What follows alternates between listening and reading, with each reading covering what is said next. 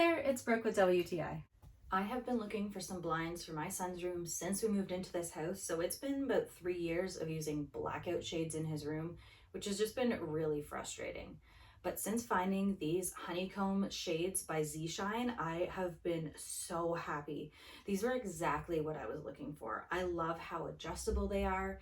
They were very simple to put up. You do want to make sure you put the brackets a little bit in from the edges so that you're able to clip in the blind, but I love the look of them. They're really nice and sleek.